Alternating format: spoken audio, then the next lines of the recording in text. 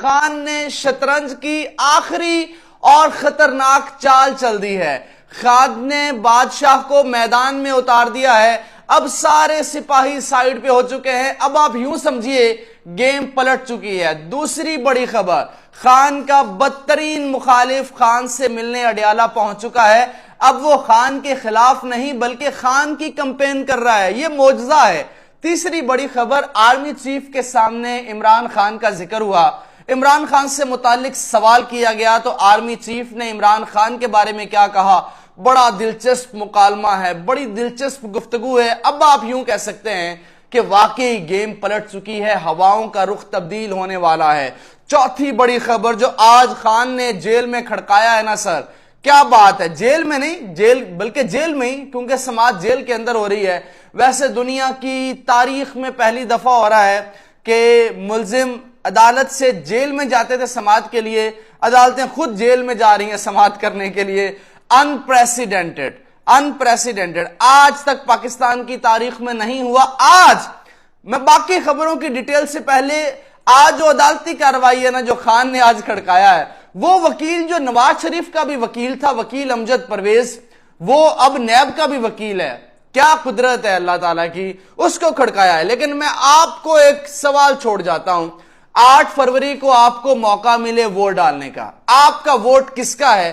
آپ نے comment box میں لازمی بتانا ہے، مجھے آپ کے کامنٹ کا انتظار رہے گا۔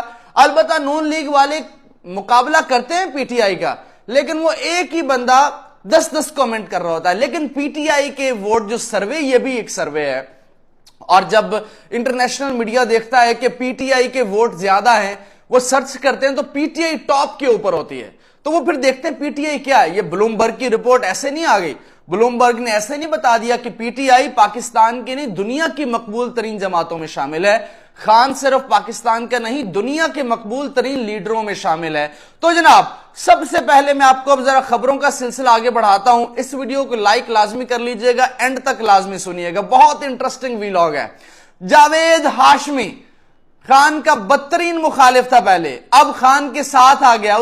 اس کے رات میں انہوں نے رات 1 بجے اس کے گھر میں چھاپا مارا ہے، اس کے تمام ملازمین کو پکڑ لیا ہے، اس کے داماد بہار ہاشمی کو پکڑ لیا ہے۔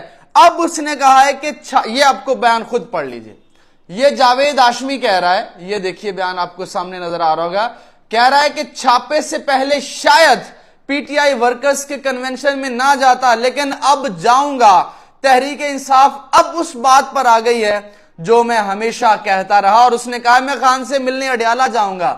یہ بہت بڑی خبر ہے۔ اس کے علاوہ sir ji, army chief general Asim Munir اور D G I S I Nadeem Anjum صاحب نے جی عمران خان سے ملاقات کے بعد جو پی ٹی آئی وکلا ہیں وہ باہر آ رہے ہیں۔ ابھی خان صاحب سے بیرسٹر سلمان صفدر صاحب اور میری ملاقات ہوئی، ہماری کورٹ ہیئرنگ کے بعد ملاقات ہوئی ہے، جو کورٹ پروسیڈنگ کا حوالہ ہے اور کیسز کے حوالے سے ابھی بریفنگ سلمان صفدر صاحب دیں گے۔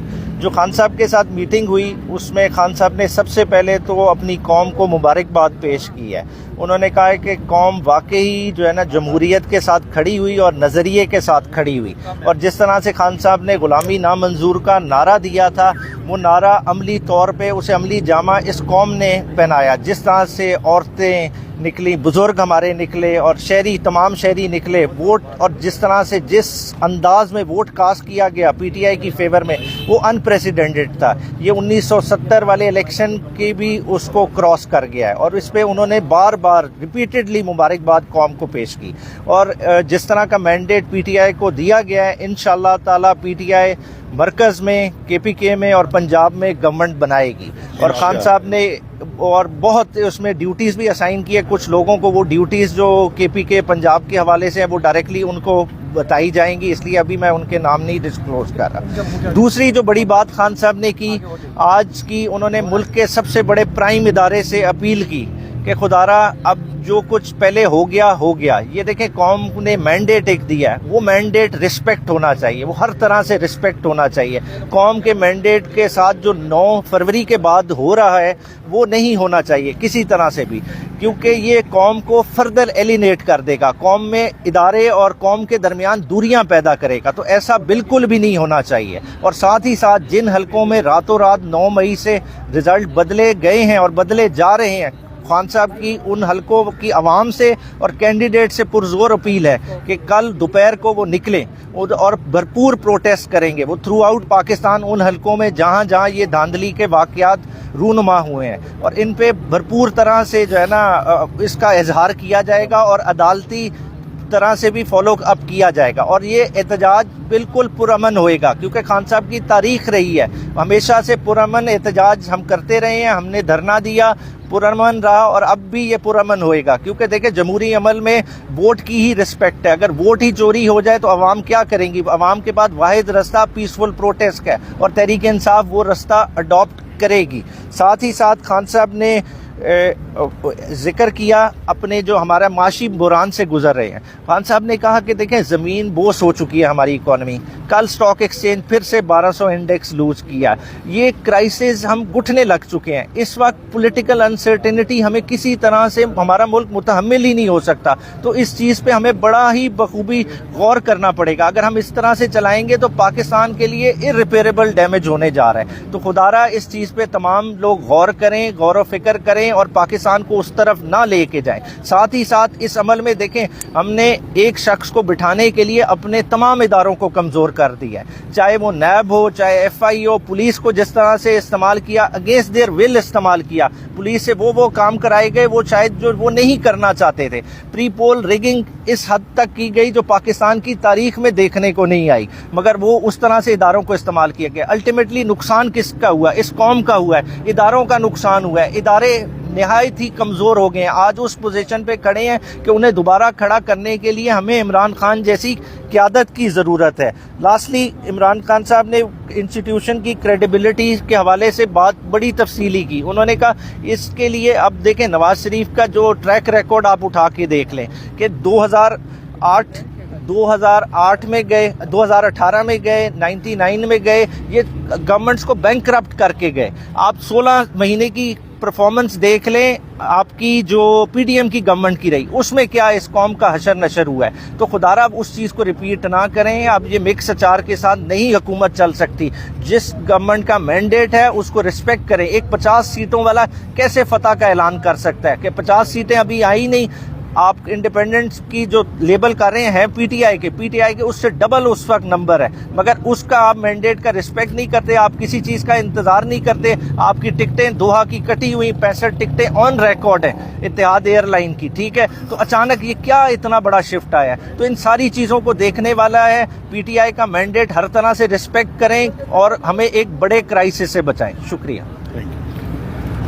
آج ایک سوال یہ بتائیے کہ کل میاں نواز شریف نے خطاب کیا اور انہوں نے حکومت بنانے کا اعلان کیا ہے, اس پر کوئی بات نہیں کھاتا؟ جی وہ یہی انہوں نے کہا کہ 50 سیٹوں پہ کوئی کیسے اعلان کر سکتا ہے. خان صاحب نے آج ڈان اخبار بڑا بخوبی پڑھا ہوا تھا اور تمام حالات سے بڑی طرح سے اویئر تھے, اور وہ کہہ رہے تھے مطلب ایسی سیٹیں, اب وہ نور عالم کی انہوں نے مثال دی, ٹھیک ہے نا. آپ ریحانہ ڈار کا دیکھ لیں, مطلب ہلکے جو جیتے جتائے کنورٹ کیے گئے ہیں راتوں رات, وہ کیسے ہو سکتا ہے؟ اسلام آباد کی 3 سیٹیں کیسے کوئی اور جیت سکتا ہے؟ پی ٹی آئی کی لمبی مارجن سے 50 ہزار کی لیڈیں ہیں, انہیں آپ انڈو کیسے کر سکتے ہیں؟ یہ آپ فردر کرائسس میں اس ملک کو ڈال رہے ہیں. دیکھیں آپ عمران خان کی ذات کو بھول جائیں, دوسری چیزوں کو بھول جائیں. یہ اس ملک کی جو ہے نا ایشو ملک کی کریڈیبلٹی, ملک کے انسٹیٹیوشنز کی کریڈیبلٹی کا ہے.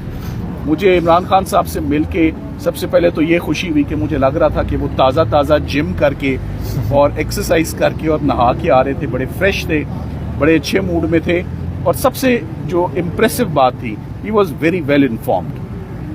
He exactly knows what is going on. He exactly knows how the elections took place.